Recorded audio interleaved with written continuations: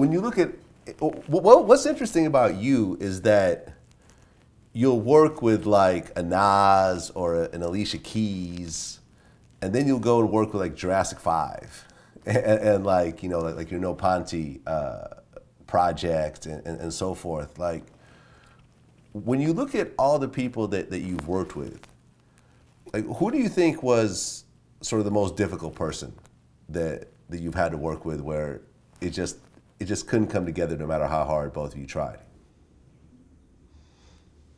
Difficult?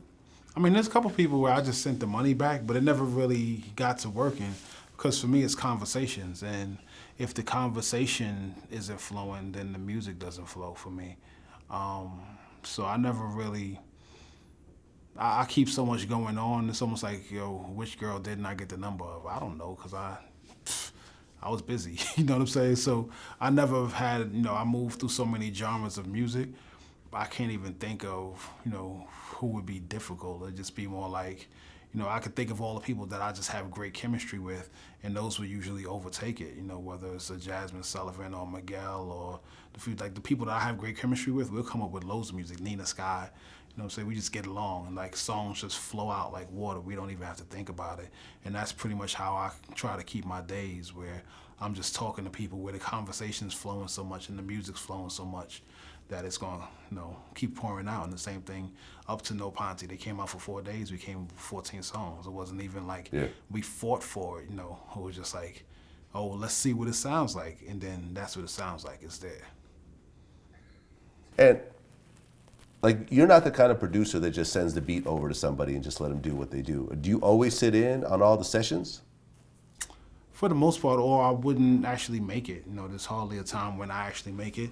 The only time it would happen is if someone asked me for something specific, kind of like what Nas said, I'm looking for a track like this, and then I was able to come up with what goes around, but it was still what we did together in the room that actually made the difference. So any record that people have listened to from me and said this is a certain thing, unless it was a remix, which I'm able to take a vocal and build around it, it still starts with a dialogue or sometime with another creative, whether if it's not the vocalist, it's the actual A&R or the head of the label or somebody who we have a creative rapport with, you know what I'm saying? Like, I'm clear I don't have chemistry with everyone, but who I do have chemistry with is so real you can't move it.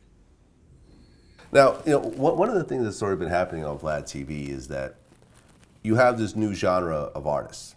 Some people call it mumble rap.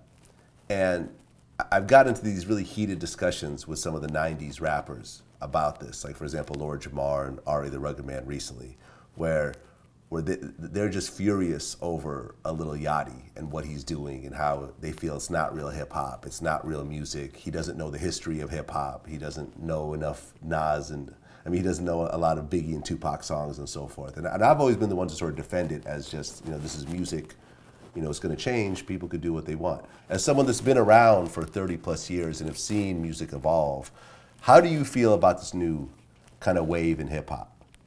I think it's cool. I'm not mad at it, but I think that the people who are, who is the top of that area? Like, who would you consider the top of that area of music? Would it be Future? Would it be Migos? Well, then, if that's the case, Yachty maybe. Yachty, I still say he's in his first 2 weeks. You know what I'm saying? Like, he's been out for maybe a year. Okay, so you could say Future. So I say he's out for maybe a year. Future Migos. But where Yachty came from, even if you look at Gucci Mane, you know what I'm saying? For a lot of what Atlanta is, they would consider Gucci Mane at a certain level. Well, Gucci Mane came out from jail a couple months ago and already dropped 3 projects. When he was going for, Mike Will said he made how many beats from him? Like, he would just constantly create for him. So I think that, the fact that Future made 5 mixtapes projects last year, the record with Miley Cyrus was one thing as they were going for what they thought was that hit. But as he gets back in the spot, you can't move and fuck up some comments. You can't move the 45 minutes he has in the club. You can't move when March Madness comes on, because he keeps doing it. And the same thing with Drake. If I look at the amount of, emo rap and the vibe, to me, a lot of it sounds like, people got caught in Drake and 40s energy. But bottom line is, he's put out so much music that you can pick what you love, what you don't know, and then what his core fans love, because he continues to do it. So I just think that, whether it's a little Yachty, Migos, when it was Versace, and different flows that they had, cool. But, I like She Bad and Bougie or, what I'm saying, Fight Night or whatever else it was. But they come up with enough material that you can tell that they're not faking it. You know what I'm saying? And I think that's really what it is. Whether it's Lil Yachty or Lil Uzi or different people, their material is going to tell how long they're going to be here. Their material is going to tell if this actually develops into its own genre and if it's going to move from being music for a core set of people, or if it's going to be music for all hip hop, or if it's going to be music for all of everyone. Like there was a time when Lil Wayne, even though he was Cash Money, and then when he really got to Go DJ, I was like, I hate Go DJ, but I still wasn't sure if I was a total Lil Wayne fan. I saw where he was coming with it, but then he kept banging you over the head with the amount of material to the point where you had to recognize Lil Wayne bar for bar, feature for feature was to be reckoned with. So I just look at it like, everybody has their potential, is what they live up to. There was a time when Brand Nubians, were a certain thing, but that Brand Nubian second album, Lord Jamar, stepped all the way up production-wise and lyrically and showed you he was a force to be reckoned with, period. There was a time when Tribe Called Quest was Tribe Called Quest, but from the Low End Theory forward, Phife was to be reckoned with. You know what I'm saying? So I just look at it like, you know what? I'm not going to even tell somebody that they're doing something wrong on their first go-around. I'm going to say keep going and show us what you're really made of. Because if you're going to be here for 5 years, for 10 years, for 15 years, really doing this, then you're going to really have this. You know what I'm saying? And then what are you going to develop into?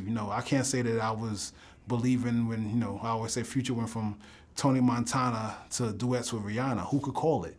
Did you know that Turn Out the Lights would go all the way to where it is now? You didn't know that, but the reality is that the only thing that could stop it is the fact that the music kept coming.